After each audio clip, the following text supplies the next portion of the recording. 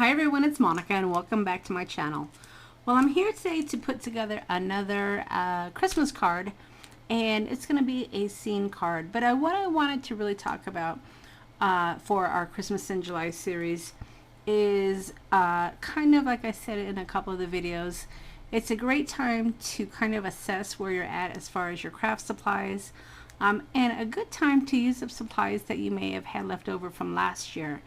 Now, this sticker set I had and I used last year, but as you can see, there's still several stickers that are left, and I want to go ahead and make sure that I use this on some of my Christmas cards this year. So before I go out and I start buying new Christmas supplies, I want to pull out what I have, kind of take note of what I have already, and try to put together some cards using what I have. Now, another thing that I like to do for Christmas in July is I like to use up my markers. So what I'll do, if I don't actually use them on a card, I will test them to see where I'm at as far as my markers, and to see if I need to actually get any ink to fill the markers, because I want to make sure that when I do start mass producing some of my Christmas cards, that my Copic markers are completely full of ink. So that's another thing that I like to do in July when I'm getting ready to kind of take note and prepare for my Christmas card creations. Now, one of the times I did say that I don't typically go out and buy new things in July. I try to use up what I have. But as many of you know, Tim Holtz came out with a new color, and this is Speckled Egg. So I wanted to give this a try to see how it would look on our backgrounds for our Christmas scenes. So what I have been using on my cards is I've been using Broken China and Stormy Sky, but I really wanted to see how Speckled Egg looked on some of my background, so we're going to be giving that a try as well. So let's go ahead and just kind of jump in. Now, for the card that I created, so this is the card that I was playing with, and as you can see, I did use this Hero Art set, and I used some of the little gems that were in this pack. But for my next card, I want to definitely use some of these little bulbs because I think they're cute. But I also wanted to share with you what I used for my snowbank, and this is a snowbank, or a mountain, you can say also, that has a little house and trees. But I wanted to kind of show you that even though you have these dies that may not be Christmas, you can certainly adjust them. And all I did was just cut off these little items here to create my snowbank. So we're going to be doing that as well. Now, when I saw this set, of course, you know, like I said, I made this, but I also wanted to create a card using some of my designer paper, and this is some paper that I had left over in my stash from European Paper Crafts, and I thought that the little penguin would be really cute on this, so we're going to be making a couple of cards. So let's go ahead and just dive right in. So the set that I'm using again is this Hero Art set, and we're going to use this little penguin, and we're going to use this bear. And then for the lights, there is a cute little stamp here that already has lights, but we're going to be adding our own lights to it. And then, you know, if we decide to add any of the other extras, we have some snowflakes, we have presents, this little mouse with the little hat is so cute, and then of course there's some trees. Alright, so the first thing that I wanted to do was to create the background. And as you can see, I am working with the Speckled Egg. And I was actually quite pleased with the color that I got working with the new color Speckled Egg, because it wasn't a real vibrant blue. And of course, when you are creating snow scenes, sometimes you do get a little bit of a muted blue. So I was happy with the outcome of the background. And then I'm going to move into add a couple other colors just to transition the blending. But overall, I think that the Speckled Egg was a really great option for a snow scene background. And as you can see, the two cards side by side, you do see a slight difference. So once I was done with the speckled egg, I moved in with my Stormy Sky, and this is the color that I used for the first card. And as you're going to see, it is a little bit darker, but the blending with the speckled egg is really nice. And when I am blending, as you can see, not only do I add the next layer to where the white spot is, but I also go over my first layer because I really want a nice blended transition. So I'll add my my second color, and then I'll kind of take that second color and I will brush over the first color as well, just to get a nice blended. And then for this, because I am going to go ahead and create the snowbank, I really didn't see the need to go ahead and use the third color, so I just kind of kept it as it was. And honestly, I did like this combination better than the first combination where I used the I used the darker colors because I do think it looks a little bit more like a winter background. And then I did take one of the snowflakes from the set, and I just added some really faint snowflakes for the background. All right, so once I have my background completed, then I went ahead and I took that die that has the snowbanks along with the trees in the house, and I used it with my Big Shot, and I ran it through to create my snowbank. And as you can see here, I'm just trimming off the trees and the house because those weren't really trees for winter, and I wanted to just basically use the snowbank. So now that I have it trimmed up, I'm ready to go ahead and add it to my background. Now you may need to trim your snowbank just a bit, but just go ahead and kind of size it up and see if you need to trim your cardstock or your snowbank just to get it lined up nicely. And then once you have it lined up, just take some adhesive, and I'm using my 3-in-1 beacon to add my snowbank to my background. Now what's really nice about the snowbank is you can make it as large or as small as you want, depending on your images. My images are relatively small, so I'm able to get away with a larger snowbank. But if you do have larger images, or you want your images to stand actually on top of the snow versus in the middle of the snowbank, then you can make some adjustments just by trimming off the bottom.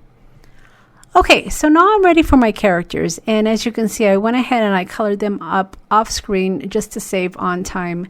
And there are tons of really cute characters for holiday cards.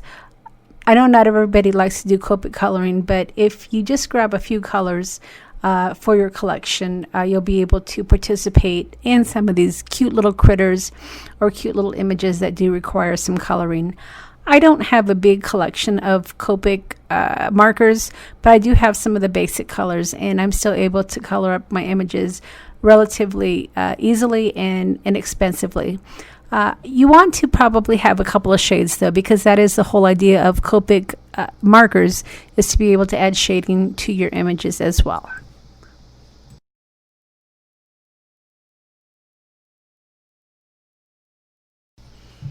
And to stamp my images, as you can see, I am using my MISTI. Now, some of you may be aware that there is a new released MISTI that is just out, and they've enforced or reinforced some of the hinges, and the design is just slightly different.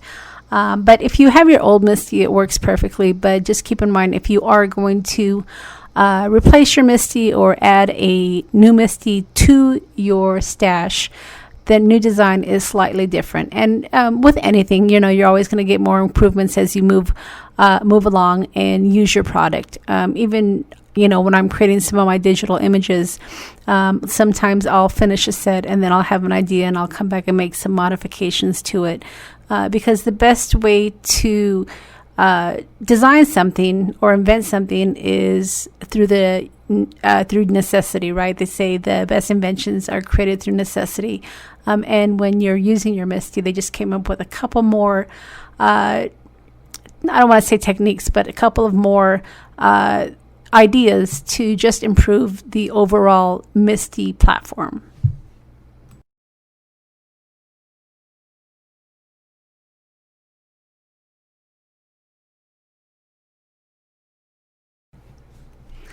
So now I'm adding my little characters to my background, and as you can see, I went ahead and I stamped the little light string first, and then I placed my images second. And these images are great for this little string. They're what they were designed for, but you can probably find some other images that would work just as well. Now I'm going to be adding my own little light strings because, like I said, I wanted to use up some of my stash. But if you don't have the Jolie's Boutique bulbs, you can easily just color up those little light strings, and it would make a really cute card as well. And then before I get too ahead of myself, I wanted to make sure that I did stamp a sentiment, and I'm doing that on my blue sky.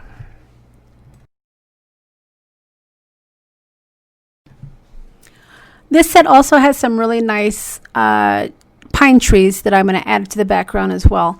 So you're going to get a lot out of this set. Not only are you getting the little characters, but you're getting some background stamps as well to use. So it's a really cute set. And I think I have it in my shop. I can't remember if it's sold out yet. But if I do have it, I'll make sure that I link it below.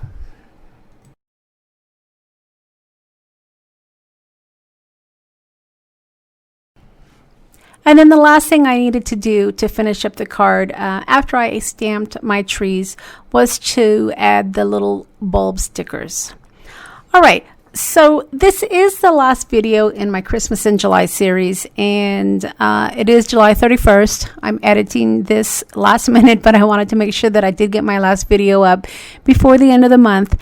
And I hope that you've really enjoyed my series. It's been a lot of fun creating Christmas cards for you. And like I said, hopefully you're taking the month or even through next month to go ahead and go through your stash and make sure that you use some of the Christmas stash that you've had piled up. I know a lot of us get excited about the new releases, and I'm one of them, but we want to make sure that we do use some of our stash that we already have. And this is a good time to purge as well. Don't feel like you have to hang on to all of your stamps for the rest of your life. There's a lot of de-stash sites out there, or even donate your stamps if you're no longer using them. You just want to make sure they just don't sit in your closet getting dust. You want to make sure that they are continuing to get used, if not by you, by somebody else.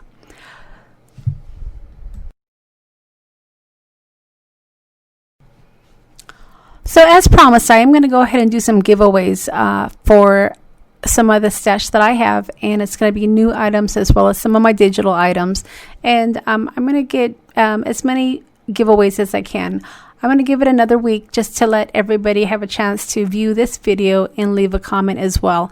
And then I'm going to be pulling comments from all of my videos that I used this month to do a giveaway. And I'll post the giveaway video in about 7 to 10 days. Just give me a little bit of time to go ahead and do the drawing and get my new video up for all of the giveaways.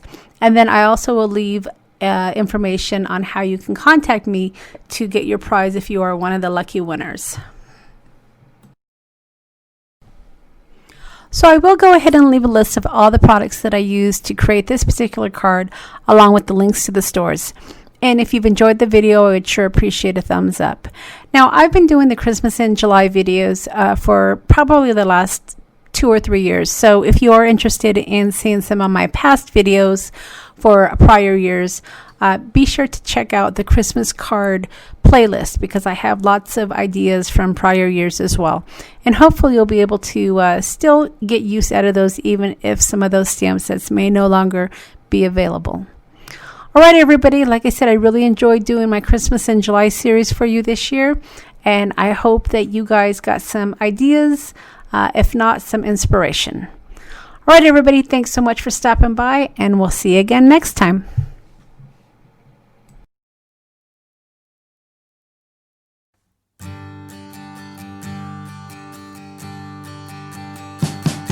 We wish you a Merry Christmas.